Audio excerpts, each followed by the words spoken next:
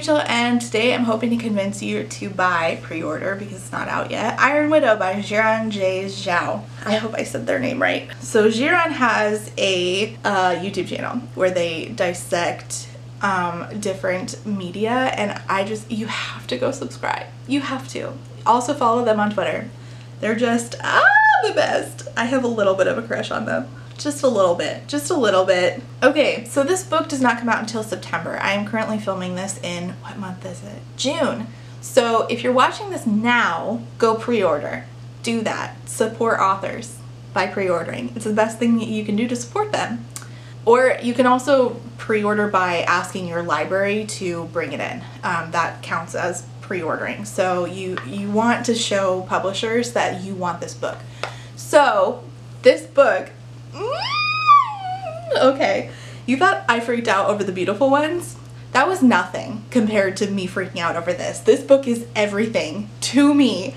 Oh my god. So this book comes out September 21st. I will read you the synopsis. The boys of Huajia dream of pairing up with girls to pilot chrysalises, giant transforming robots that can battle the mecha aliens that lurk beyond the Great Wall. It doesn't matter that the girls often die from the mental strain. Are you kidding me? Are you kidding me? It's Saturday. It's Saturday. When 18-year-old Zetienne offers herself up as a concubine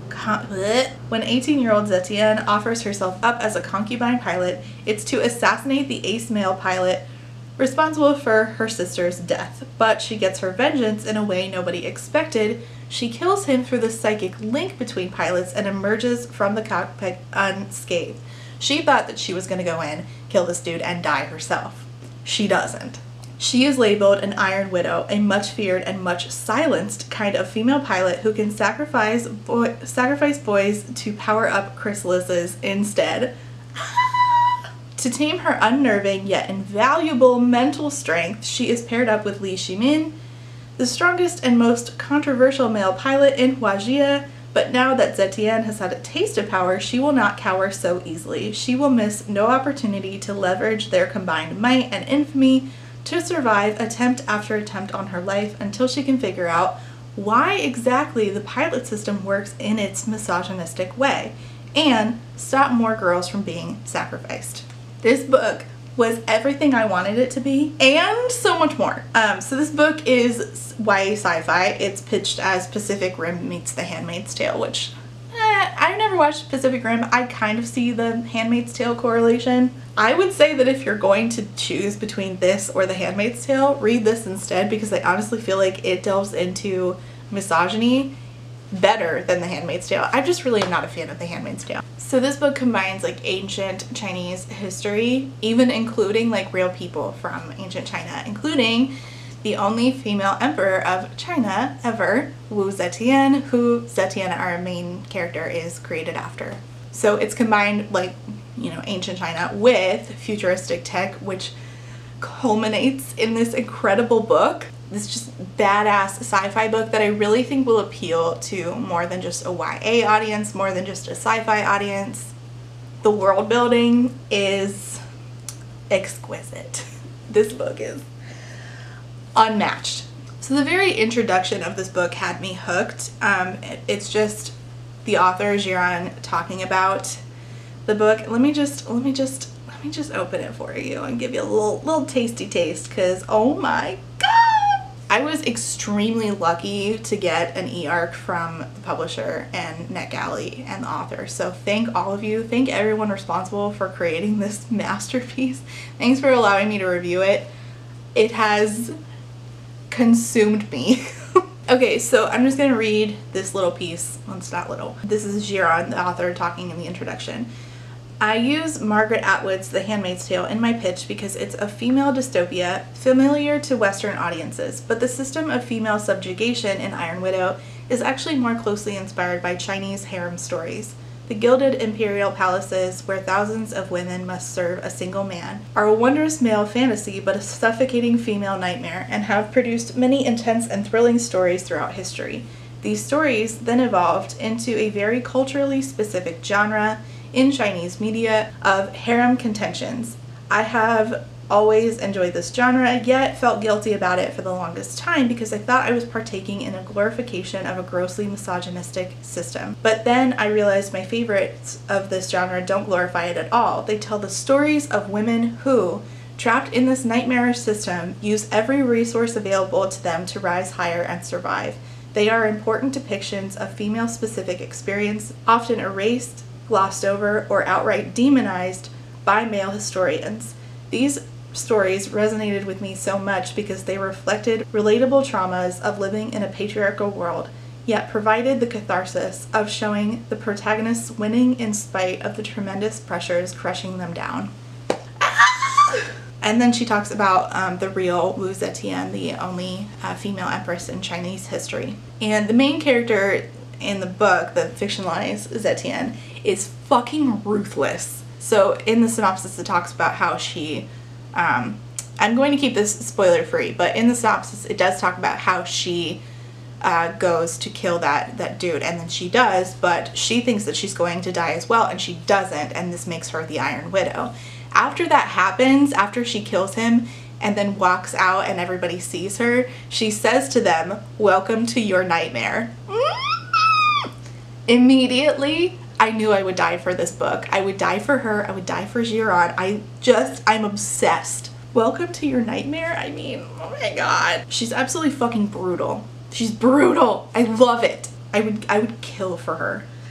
Initially, her intention is just to get revenge for her sister. But then she says, you know what? I lived and I kind of want to fucking burn everything down. There's a relationship between her and I where I am absolutely fucking terrified of her, but I like it. This book has cybertech beings, chrysalises, piloted by a guy and a girl on the inside, like in the head, using their like life force to power them. And you know, the more like power you have, the more like heralded you are by society. And women typically have less power than men. And the guy with the most power is Li Shimin, who is also a prisoner. He is a murderer, so now his imprisonment is working for the government, the empire, to pilot a chrysalis. And these cybertech beings that they pilot are so fucking cool. They like change form, like Transformers, but it's like they transform into like different versions of themselves.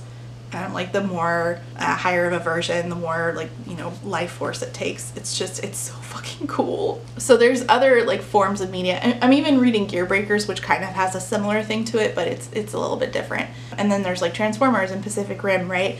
But this has something just so unique to it. There's just something like wonderfully unique here that Giron has done, and it just leaves you breathless. It is epically cool. So let's talk about the polyamory, because this book is the book that has decided to say fuck you to the love triangle that is not really a love triangle in YA. It's a V. We're looking at an actual love triangle here where they're all connected. It's exquisite. It's divine. There are three of them, Wu Zetian, the Iron Widow, Li Shimin, the Iron Demon, and then Yiji, who is just the sweetest being of a human. So she's with both of them, and the dudes are also with each other. So like an actual, what? I just made a rectangle. An actual triangle. An actual triangle. Yes. And the love between the three of them, the sincerity of it. If you are done with YA love triangles like I am, which I just hate them, I cannot recommend this highly enough to you. I truly cannot. I mean, for every other reason as well, but also for this reason. One part of the relationship is like hate to love, and then the other parts are different, and every part of it is just so delightful. It's just so fucking wholesome, and when combined, I just squealed, oh my god, while reading certain parts of it. Oh my god, I died. Them all being together, being in love with each other, it just comes together so naturally. And it's not like made into a big deal. It's not in any sort of like negative way. They just have some conversations with each other and they're like, this is a thing that we're doing. I loved it. So Yiji is sort of like the brains of the operation. Li Shimin is the muscle, and Wu Zetian is sort of this unique combination of both, but with her own talent and epicness and just badassery and brutality. So just the combination of the three of them. I love the dynamics that they have, both like together and then separately, so like the different, you know, pieces of the three of them. And the buildup of trust between her and Lee Shi-min, oh my god, oh my god, oh my god. This book talks a lot about gender roles and misogyny and like bodily autonomy violations, and honestly I don't think that any other book is doing it quite like this one.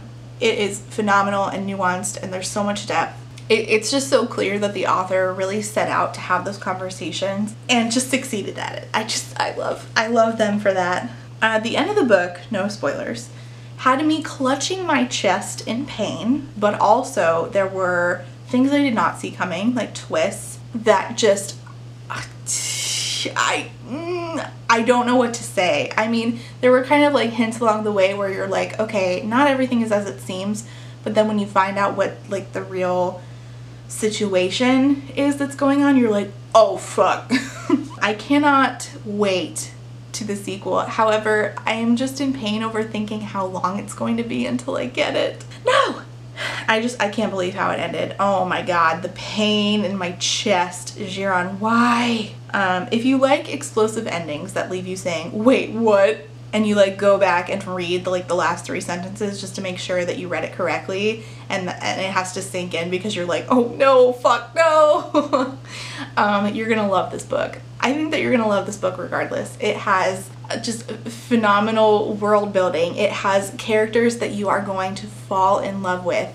It has polyamory and discussions about patriarchy and gender and misogyny, and it has such cool sci-fi tech, and it's so much more, and lots of like cool banter. There's just so much to love here. I have no complaints. I have not a single complaint about this book. 5 stars, phenomenal. I'm actually going to reread it again when it comes out so that I can do a spoilery discussion about it. And I'm hoping to make it a Feminist AF book club pick. So pre-order it, ask your library for it. I can't wait. I'm so excited to scream about this book with other people. Ah! Okay, thanks for watching. Leave your comments down below. Go pre-order the book. See you next time. Bye.